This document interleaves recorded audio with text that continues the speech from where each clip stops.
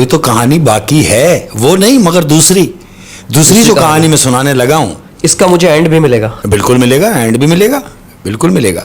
चले हो जाए फिर दूसरी। अब मैं ये समझता हूँ कि पानी का गिलास विलास अपने पास रखें ताकि तुम्हें वक्फन से घूंट लेने पड़ेंगे, क्योंकि ये कहानी कुछ इस टाइप की है। आप कहानी सुनाए शेख साहब, मैं नहीं डरता। देखो भाई, कहानी ये है अपने कराची हॉक्सबे की।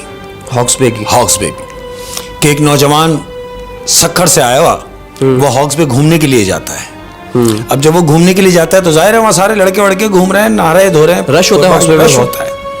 लेकिन चूंकि पानी चढ़ा हुआ था और जो वहां गार्ड हैं, लाइफ गार्ड, वो मना कर रहे हैं कि आप पानी में ना जाएं। लेकिन उसके बावजूद वहां लड़कियां जरा होती है ना, तो वो शोभदाबाज जिसको कहेंगे। हाँ।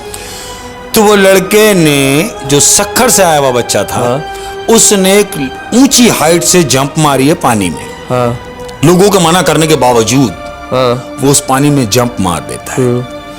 अब जब जंप मारता है तो जो लोग उसको देख रहे थे कि इसने जंप तो मारी है, हाँ।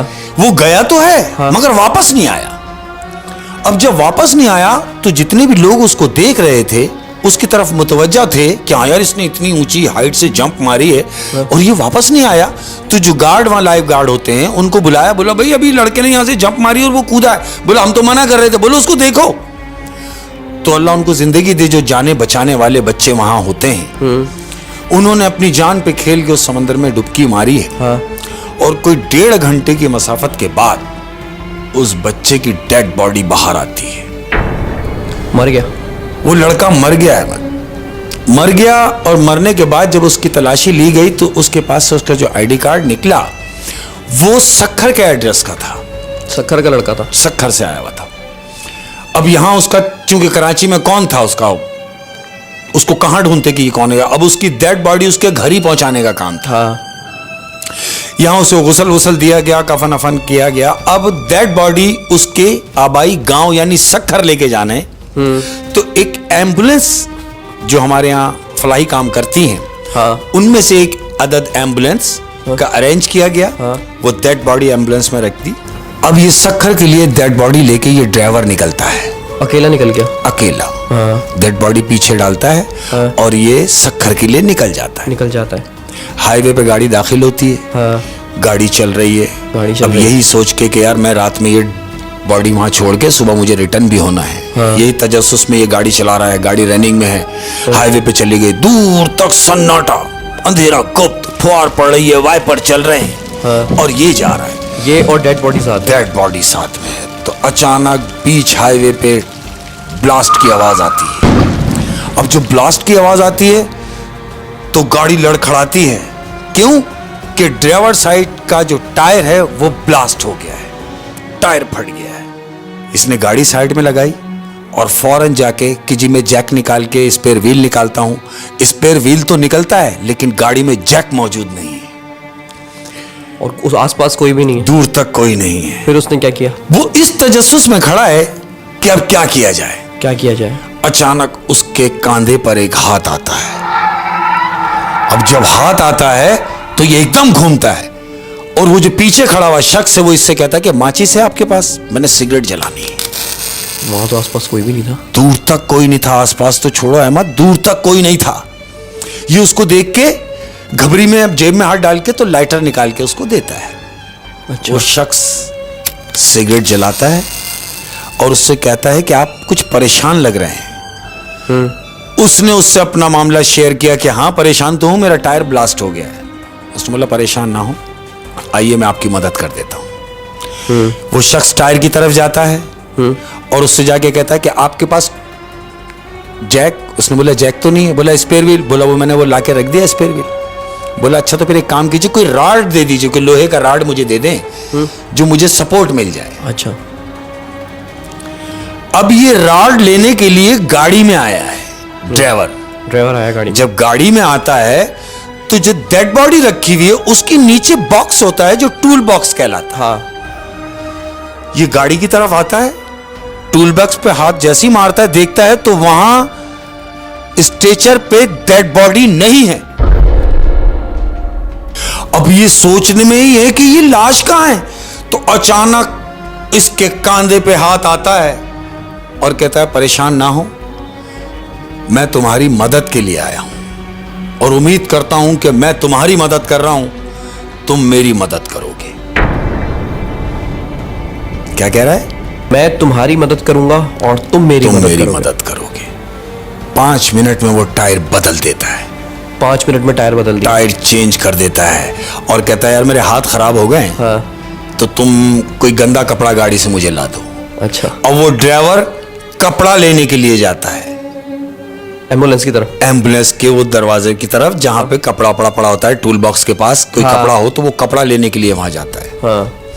कपड़ा लेके जब ये वापस उस शख्स को देता है कि हाथ साफ कर लिए जाए, वहां जाके देखता है तो वो शख्स नहीं है जिसने टायर लगाया, वो वहां नहीं है। नहीं है। वो दौड़ के जाता है गाड़ी के अंदर की तरफ जहां स्ट्रेचर था। वो जब दौड़ के आता है तो वही शख्स जो टायर लगा रहा था वो स्ट्रेचर पे लेटा हुआ है, मरा हुआ। वो डेड बॉडी है, वो जो लेटी हुई है। तो उसने पहले उस शख्स को देखा नहीं था? नहीं, बिल्कुल नहीं। यानी उस शख्स ने उसको देखा नहीं था कि ये डेड बॉडी किसकी है। ये उसको उस वक्त पहचाना कि ये तो मेरा टायर लगा रहा था अभी और ये यहां लेटा हुआ है। अब ये जितनी भी अरबी इसको आती थी उसने सारी पढ़ दी। तो जब उसको पता लग गया कि ये जो मेरा टायर लगा रहा था ये एक डेड बॉडी थी, बिल्कुल, तो ये शख्स भागा नहीं निकल गया एम्बुलेंस वाला? भागना नहीं था उसको, क्योंकि इंसानियत भी कोई चीज है अहमद। उसके दिमाग में सिर्फ एक बात चल रही थी क्या? कि मैं आपकी मदद कर रहा हूं और आप भी मेरी मदद करेंगे। उसकी मदद क्या? उसकी मदद ये थी कि उसका जनाजा उसके घर वालों तक पहुंचाया जाए, ये उसकी मदद थी। हाँ, क्योंकि वो तो अकेला डूबा था, उसके साथ था कोई नहीं। और मैं इस कहानी को समझ गया हूँ थोड़ा थोड़ा। हाँ, उसने अपनी डेड बॉडी अपने घर वालों तक पहुंचानी थी। बिल्कुल। और बीच में टायर पंचर हो गया। बिल्कुल हुआ। तो और अगर कोई टायर पंचर लगाने वाला ना आता, हाँ, तो उसकी डेड बॉडी वहीं रोड पर रह जाती। बिल्कुल, या खराब हो जाती। बिल्कुल हो जाती, बदबू छोड़ जाती।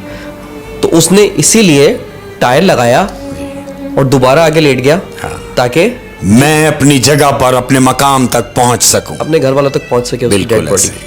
बिल्कुल ऐसे।